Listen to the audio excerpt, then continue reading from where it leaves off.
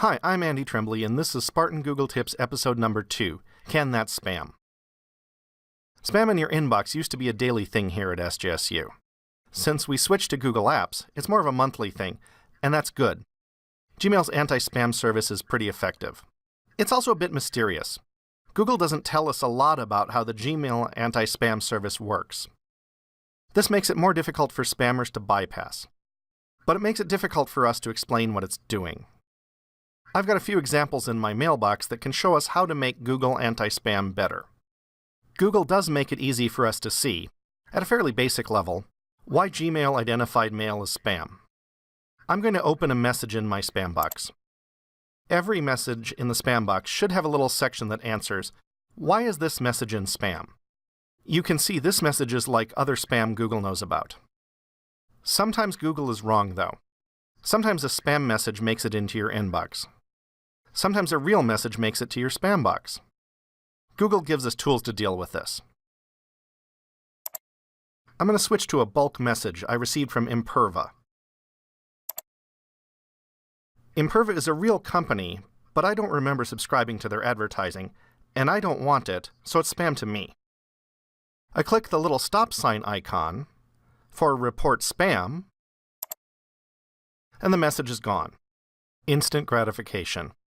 I'm also helping Google figure out what I want, and if enough other people respond the same way, it might help Google figure out what everyone wants. Using the Report Spam button teaches Google more about spam so they can better block it. Dealing with real mail in the spam box is a separate process. I'm going to switch over to my spam box. Looking at it, there isn't a lot of spam there, because I manage it. Let's pretend one of the messages from Education Tech News isn't spam. It is spam, I didn't subscribe to it, and don't want it, but let's pretend. I can open the message, confirm it's not spam, and click the Not Spam button. No, I'm not going to click it. If I did, it would move the message back to the inbox and teach Google that mail from Education Tech News is something that I want. In the future, Google would know not to send mail from Education Tech News to the spam box. Let's go back to the spam box.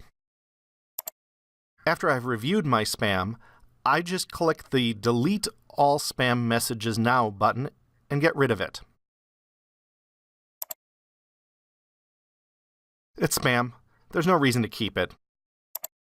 Deleting it makes it easier when I come back and do the same thing tomorrow. And yes, I do this every day. But it's only a few seconds, and each day Google gets better at identifying and blocking spam correctly. Thanks for watching Spartan Google Tips, and join me next time for a tip on showing and hiding labels that will make checking for real mail in your spam box even easier.